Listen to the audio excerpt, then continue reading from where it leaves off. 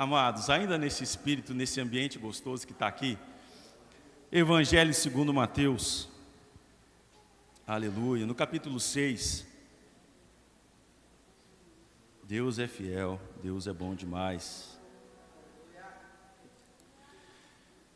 Encontra aí Evangelho segundo Mateus, no capítulo 6, vamos ler os versículos 9 ao 13. Eu aproveito, enquanto você está procurando aí, para louvar ao Senhor por essa oportunidade, a louvar também ao Senhor pela vida da nossa liderança, na pessoa do Marcos aqui, e em seu nome também estender a toda a diretoria, os nossos amados irmãos aqui que também estão ombreando a mesma causa lá nos setores. Deus abençoe. Aleluia. Quero louvar a Deus pela minha esposa, essa menina linda que cantou comigo aqui. Deus abençoe tua vida, meu amor. Abençoe nossos pequenos. Mateus 6 e 9. Quem encontrou, diga amém. Quem não encontrou, diga glória a Deus. Aleluia. Vamos lá então. Meus amados, na tradução que eu tenho, vai dizer da seguinte maneira: orai, pois, da seguinte maneira: Pai nosso que estás nos céus, santificado seja o teu nome. Venha o teu reino, seja feita a tua vontade, na terra como é no céu. O pão nosso de cada dia dá-nos hoje. E perdoa-nos as nossas dívidas, como nós perdoamos aos nossos devedores. E não nos conduzas à tentação, mas livra-nos do mal, porque teu é o reino, e o poder, e a glória, para sempre, para sempre. Amém. Pode tomar seu lugar. Amados irmãos, juventude, lá ali em Taquara, a minha esposa colocou no coração dela de nós auxiliarmos os nossos jovens a começar a ter uma ideia de como se prega, como se elabora uma mensagem. E ali nós, para exercitar com eles isso, nós propomos ali 2 textos, esse que a gente leu e o Salmo 23. Os nossos jovens escolheram esse tema, esse texto, e a partir dali nós desenvolvemos com eles de que maneira montar um esboço, com introdução, com desenvolvimento, com conclusão. E aquilo que nós desenvolvemos naquela noite ali foi tão bom, tão maravilhoso, e eu, como alguém que gosta muito da palavra, vi um resultado tão edificante naquilo, que essa palavra ela não silenciou no meu coração. Até o momento em que, no mês passado, eu estava lá no retiro dos homens, dos obreiros, já de posse desse convite, pensando o que Deus poderia querer falar com a juventude. E a partir desse momento, Deus me trouxe de volta à memória esse texto, mas me deu, lemos aqui 5 versículos, me deu para cada um deles uma palavra que representa algo pelo que orar. E eu pedi confirmação de Deus, e para a glória do nome do nosso Senhor, o nosso líder leu aqui que na igreja primitiva, os discípulos de Jesus, eles eram unânimes em muitas coisas. E acaba o versículo dizendo, e nas orações. E é sobre isso que a gente leu, e é sobre isso que a gente vai falar um pouco, sobre oração. A oração, ela é a maneira que nós temos para acessar a Deus. Se você bem lembrar, você vai saber que quando Jesus ele morre na cruz, o texto ele rapidamente ele muda de cenário, porque ele sai de Jesus na cruz e transporta a gente que lê até o templo e diz que o véu se rasgou do alto a baixo, o que simboliza um acesso a Deus que antes nós não teríamos, não seria nosso direito. Era o véu que separava o lugar santo dos santos para o lugar santo do templo. Era o véu que por trás dele, a arca que simbolizava a presença de Deus era escondida, cujo acesso se dava uma vez por ano apenas pelo sumo sacerdote. Mas quando Jesus ele morre na cruz do Calvário, ele abre um novo e vivo caminho e nos dá acesso a Deus.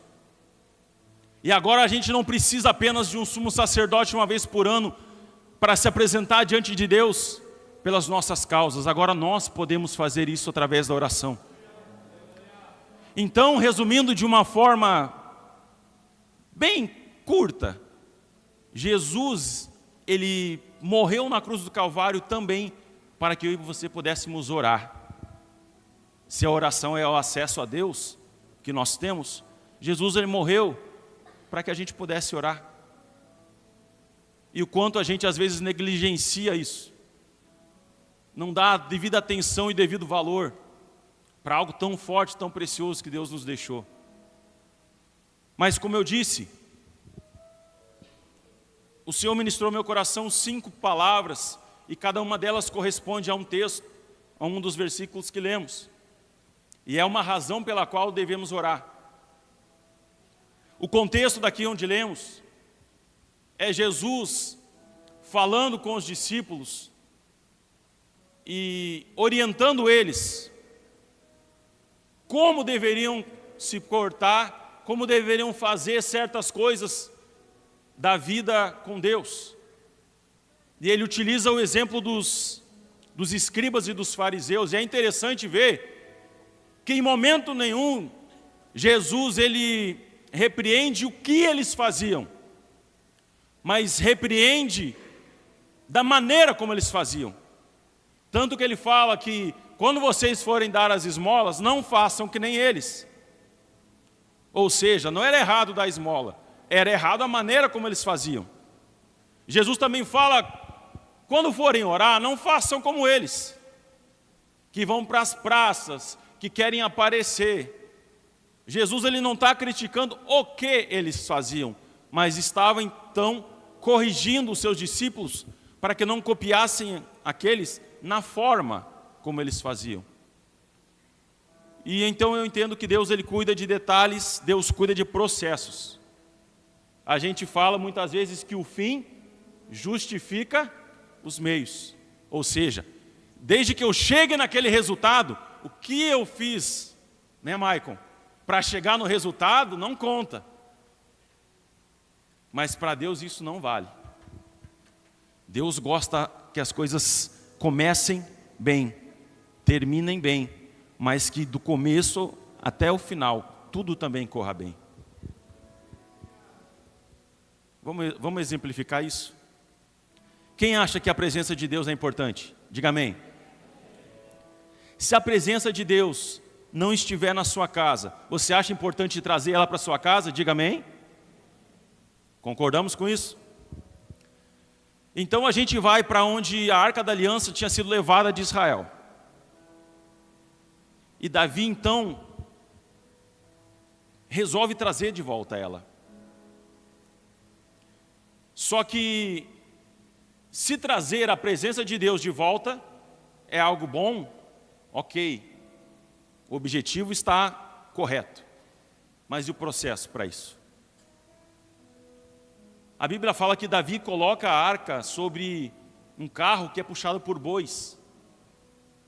E aí, se a gente estudar, a gente vai saber que a Arca da Aliança ela tinha que ser levada por meio de varões que eram colocados entre umas argolas que tinham fixado nela. E esses varões deveriam ser levados sobre os ombros dos levitas. De uma arca que simboliza a presença de Deus, carregada sobre os ombros dos levitas, Davi conduziu essa mesma arca, essa mesma presença sobre carros puxados por bois. Deus ele valoriza o processo. E aí, quando a gente começa errado, a tendência de continuar errado é muito grande. E acontece que a carroça, um dos bois tropeça e um homem vai lá e coloca a mão.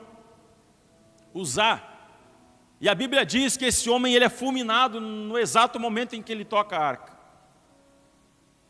E Davi chorou amargamente, diz a palavra, pela morte de Uzá.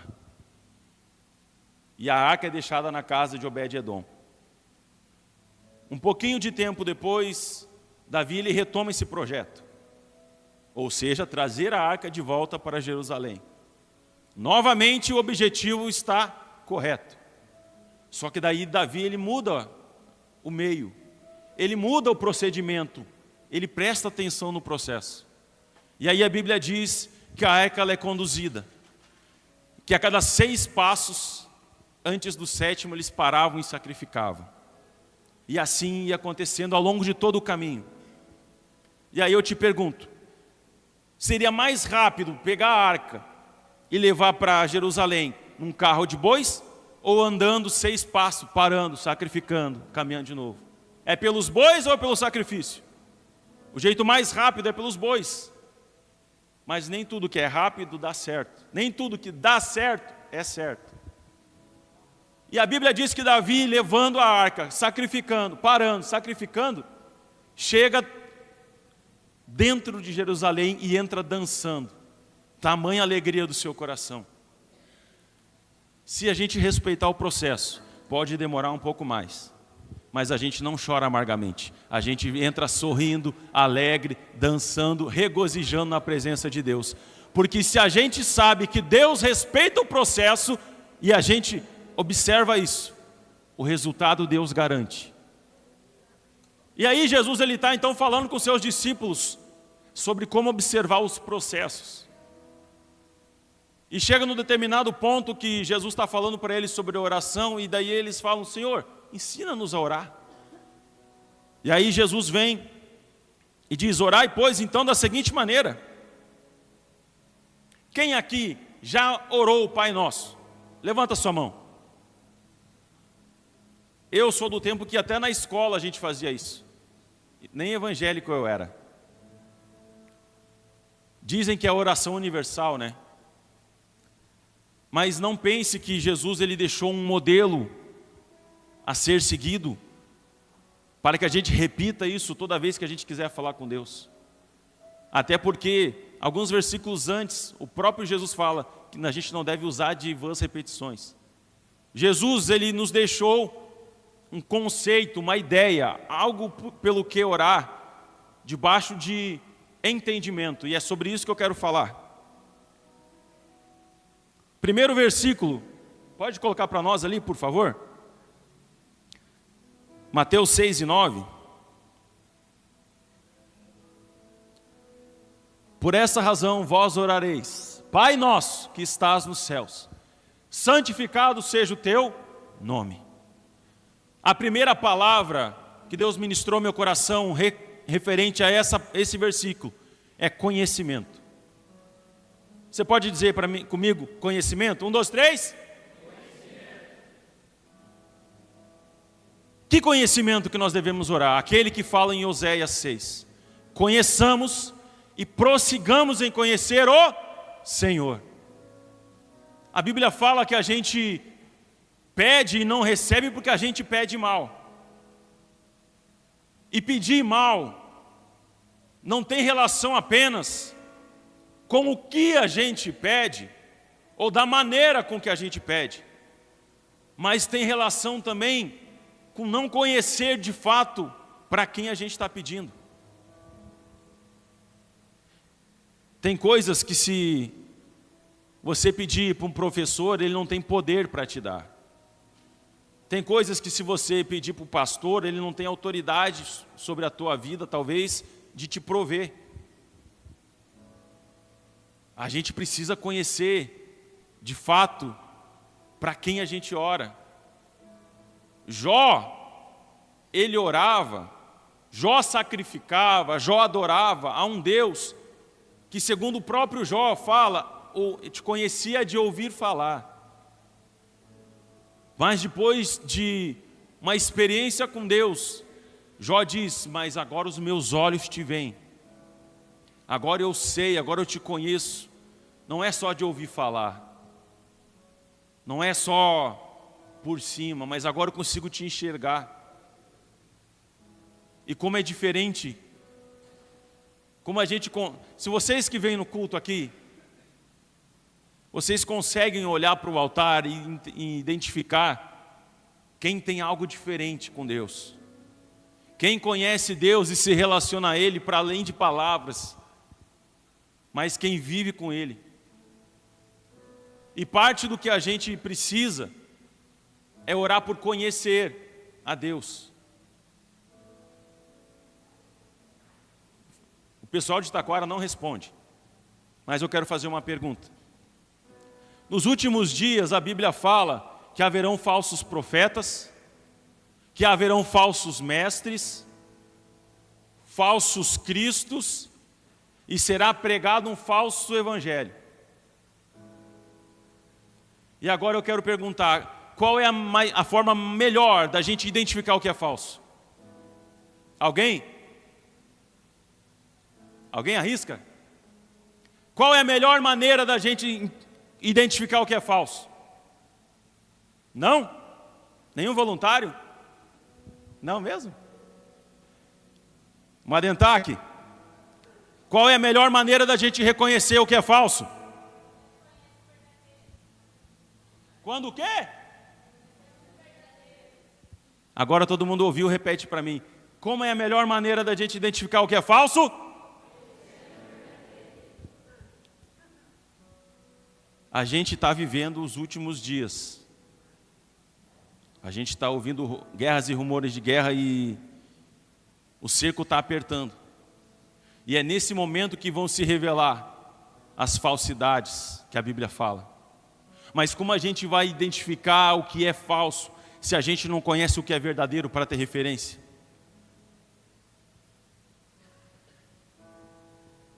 Meus amados,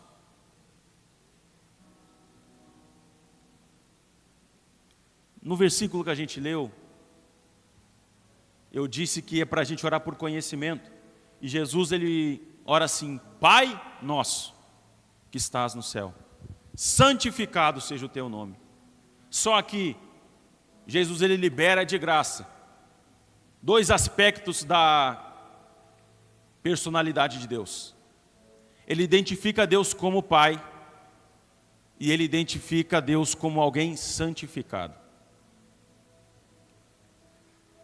Como Pai, Deus, ele não esquece de ninguém.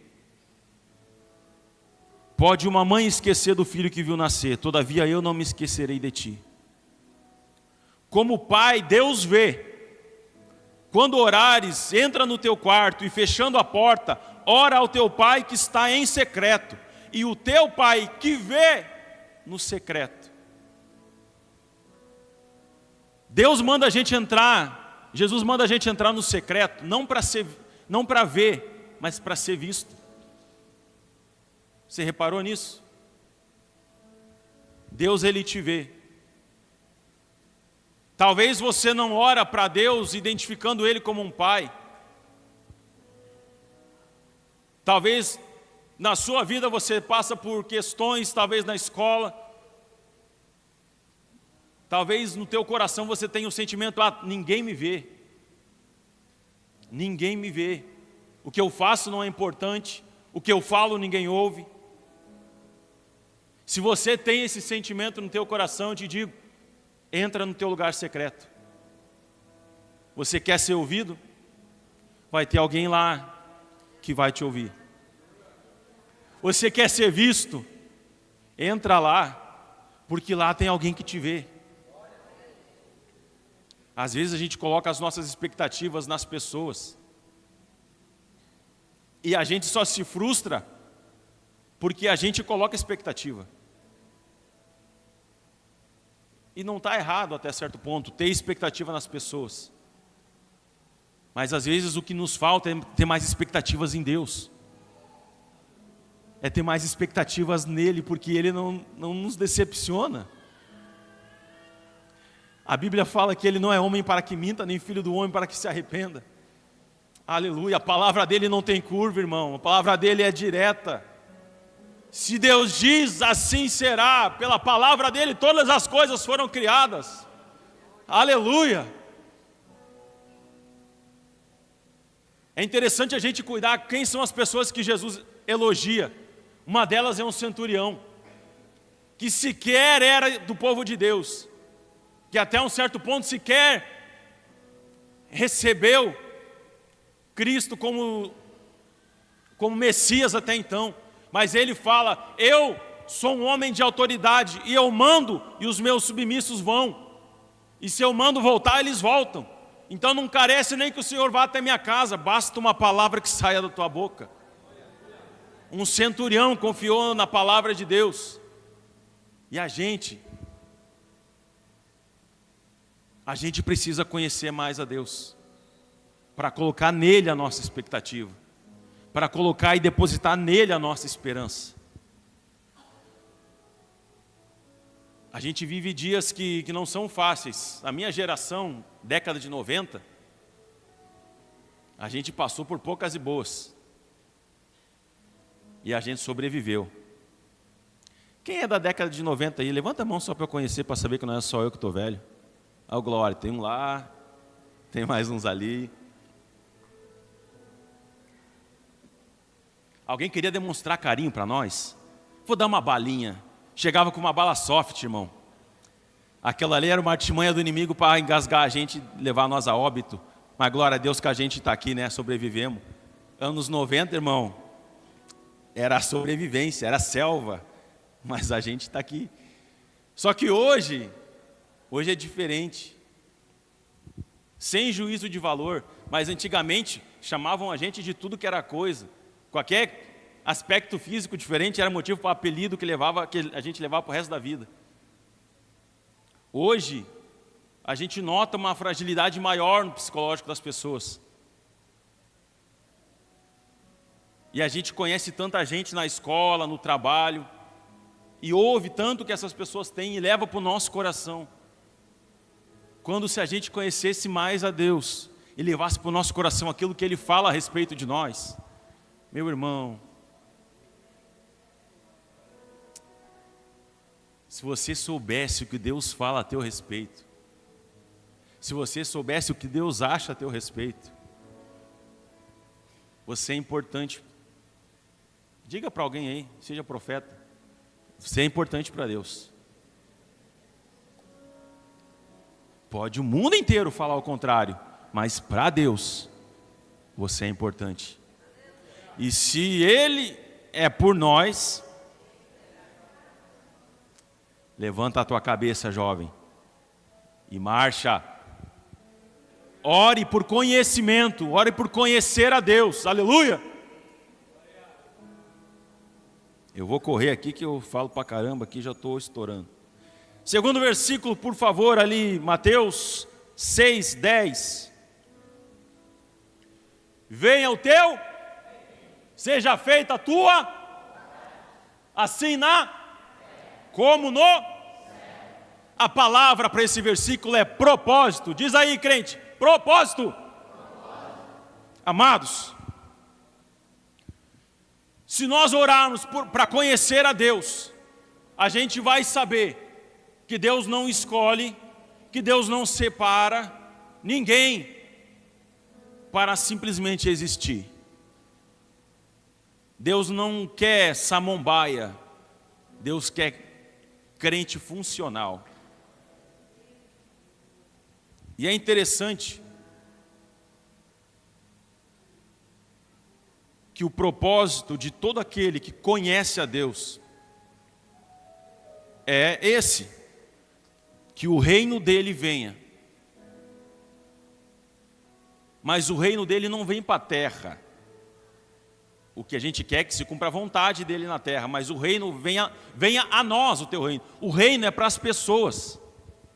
Nós, seres humanos, somos importantes para Deus, e é por nos resgatar, para nos resgatar, que Ele entregou o seu bem mais precioso, a vida do seu Filho unigênito. Aleluia. Só que para viver esse propósito de venha o teu reino, a gente precisa ter em mente a segunda parte, seja feita a tua vontade. Para viver o propósito é necessário valorizar a vontade de Deus e se submeter a ela. Jesus, ele chega no jardim do Getsêmani e orando a Deus, ele fala: se for possível, passa de mim esse cálice. Todavia, seja feita a tua vontade. Lá no jardim do Éden, o homem pecou por desobediência. Deus mandou não comer, ele foi lá e comeu. Agora, num outro jardim do Getsêmani, não mais o primeiro Adão, mas o segundo.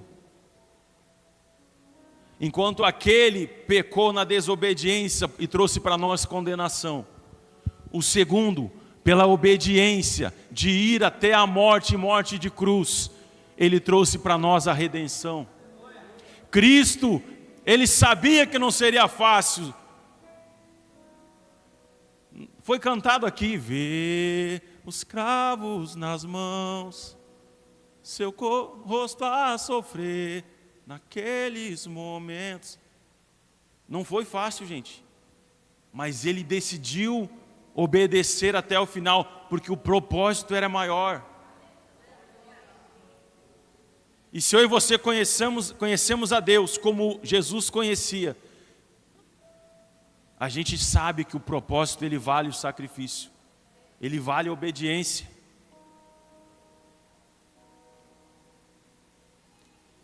Mateus 6:11, por favor. Dá-nos hoje o nosso pão diário. Ou, em algumas outras traduções, o pão nosso de cada dia dá-nos hoje. Sobre esse versículo, a palavra é necessidade. Diga necessidade. Todo aquele que conhece a Deus passa a entender que precisa viver debaixo de um propósito. Mas há um grande obstáculo para se viver o propósito, que são as necessidades. As necessidades, elas são um perigo, se elas não forem bem geridas pela gente. Porque a necessidade, ela tem o poder de nos afastar do propósito. Esaú, por fome, por uma necessidade, ele vendeu a sua primogenitura. E o diabo, ele se utiliza desse artifício. A Bíblia fala que Jesus jejuava por 40 dias. E ao cabo desse tempo, ele teve? E aí, acontece que o diabo aparece. E qual que é a primeira coisa que ele propõe para Jesus?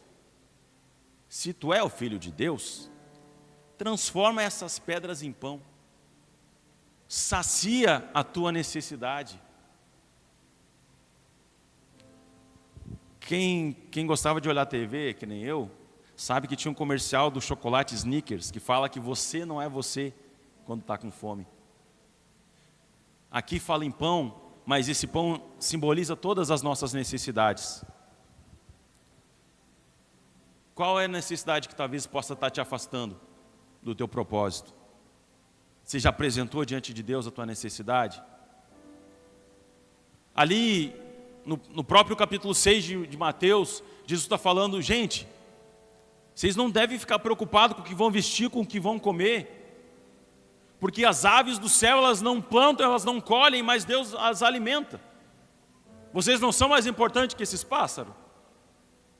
Não fiquem ansiosos pelo que vão vestir, porque os lírios do campo se vestem de uma beleza que nem Salomão teve, mas são como uma erva, que hoje tem e amanhã pode não mais existir. Acaso não é vocês mais importante? Jesus ele está nos instigando a não nos preocupar com as nossas necessidades, mas colocar aos pés dele. E aí ele fala: não deem atenção para essas coisas, porque isso os gentios fazem. Mas buscai primeiro o reino do céu e a sua justiça, e todas essas coisas vos serão acrescentadas.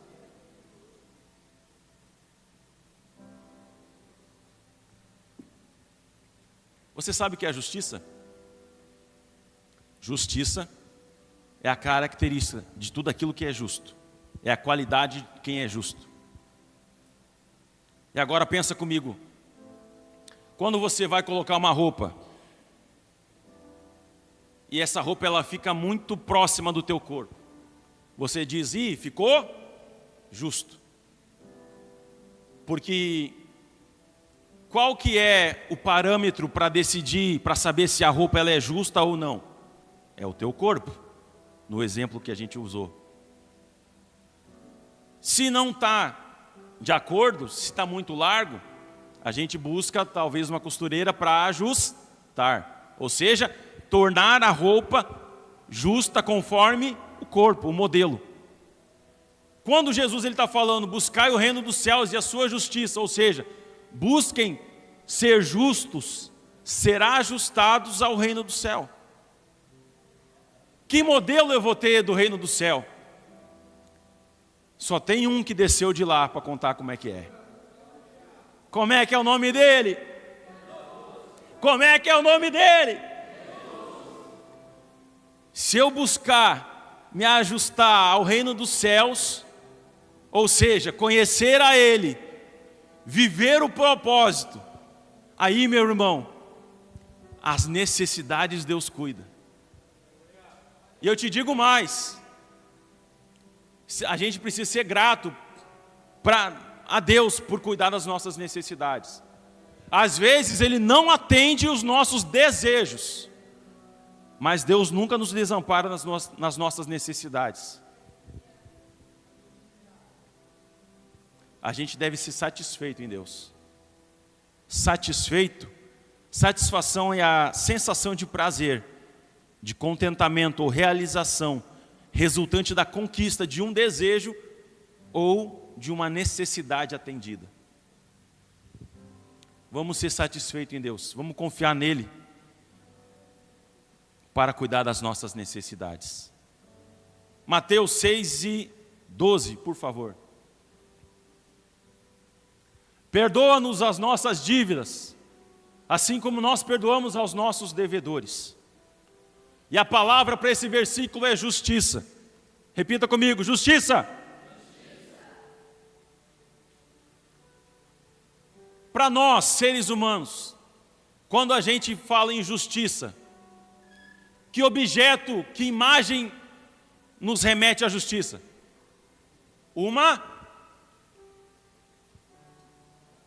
Eu ouvi alguém falar, a justiça para os homens é simbolizada por mas para Deus, mais parece um espelho. Que papo é esse? Perdoa as nossas dívidas, assim como, da mesma forma, na mesma intensidade, como nós perdoamos aqueles que nos devem. Nada mais justo que eu desejar para o outro aquilo que eu desejo para mim. Nada mais justo para que eu queira para o outro aquilo que eu quero para mim.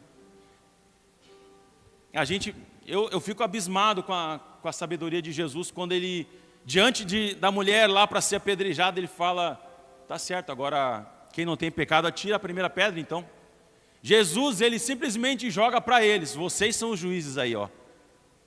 Vocês já têm a lei, agora apliquem, mas seja quem não tem pecado o primeiro a tirar a pedra. E aquela mulher, ela não foi apedrejada. Olha só que coisa interessante. Em Mateus 6:12 diz que o perdão de Deus para nós é proporcional ao perdão que a gente oferece. E aí eu te pergunto, quem aqui acha que necessita do perdão de Deus? Levanta a mão. É vocês que estão levantando. Se você acha que você necessita do perdão de Deus, e Jesus ele está nos instigando a orar, pedindo que Deus nos perdoe, na mesma proporção que a gente perdoa os outros, eu quero te perguntar, se Deus perdoar você, como você libera perdão para os outros, é suficiente para ti? Para ti basta? Para ti está tranquilo? Dá para entrar no céu? Essa pergunta é para você responder para si próprio. E aí eu te digo, se você colocou na balança e pensou, se eu receber de Deus aquilo que eu estou dando, e não vai ser suficiente, está na hora de eu melhorar. Mas é interessante que não é só o perdão.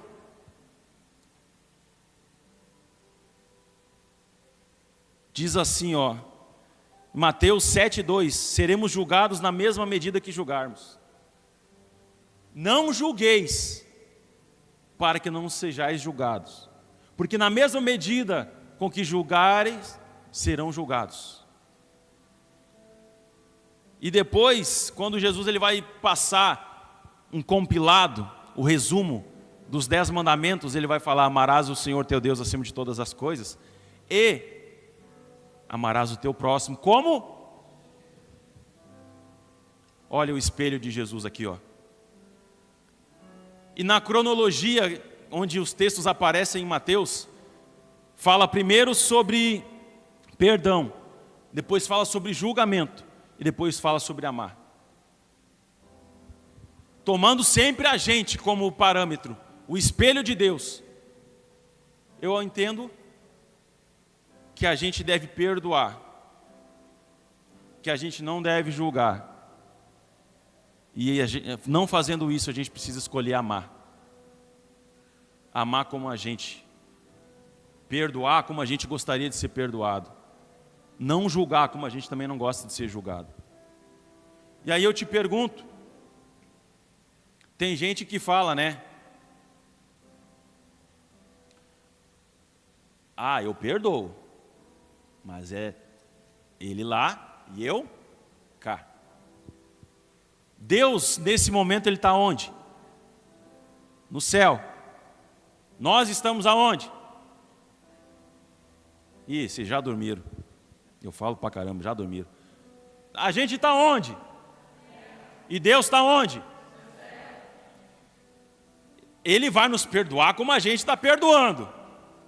Mas daí se eu sou coração peludo, que eu perdoo o Maicon, mas é ele lá e eu cá. Se Deus nos perdoar, mas ele lá e nós cá, quem é que sai no prejuízo? Vale perdoar, mas ele lá e eu cá? Não rola, né? Porque se a gente olhar no espelho, a gente vai ver que a gente precisa ser perdoado, mas está no mesmo lugar daquele que nos liberou perdão.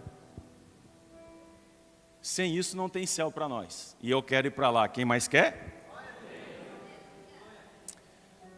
Para encerrar, versículo 13.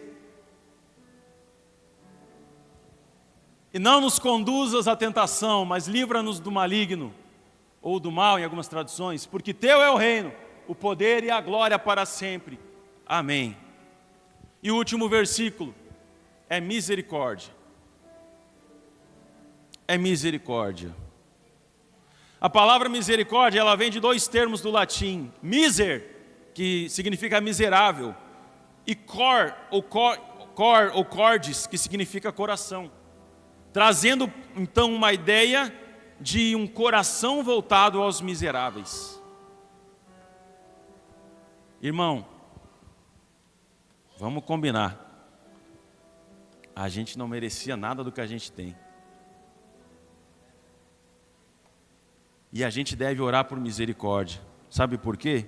Porque em Lamentações 3, 22 e 23 diz assim: é pelas misericórdias do Senhor que nós não somos consumidos.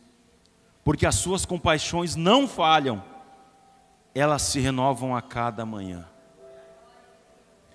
E sobre misericórdia nós precisamos orar para receber, mas também para nos ajudar a dar.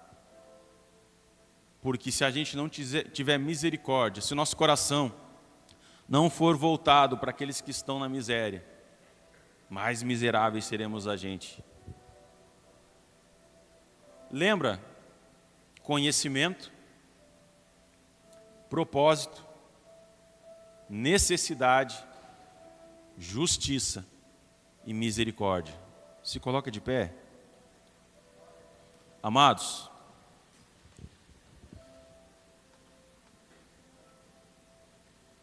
Jesus está ensinando os discípulos a orar.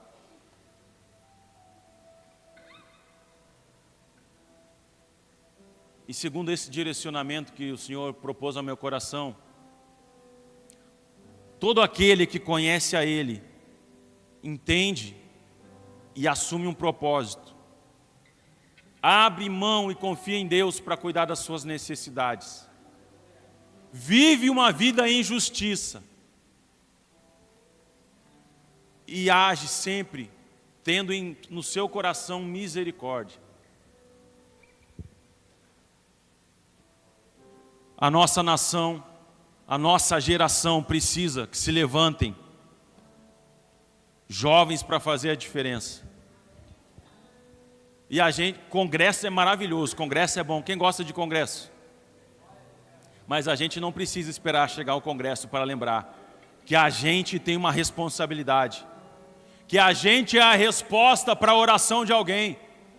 Talvez alguém esteja orando: Deus, eu preciso ouvir a tua voz. E vai ser na tua boca que essa voz vai falar. Eu quero convidar à frente aqui aqueles que querem orar. Eu não sei, talvez pelo que você precisa orar mais. Se é por conhecer mais a Deus, se é para que se revele melhor o seu propósito, para largar diante dele as tuas necessidades, se é para que você entenda de fato a justiça de Deus e como ela funciona, ou se Deus precisa colocar sobre ti um coração mais misericordioso. Não sei pelo que, mas eu sei que todos nós precisamos orar. E eu quero convidar à frente só você que quer unir a tua voz em oração com a gente nesse mesmo propósito. Vem à frente.